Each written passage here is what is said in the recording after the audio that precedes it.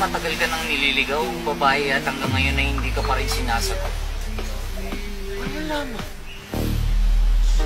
Pangit mo eh.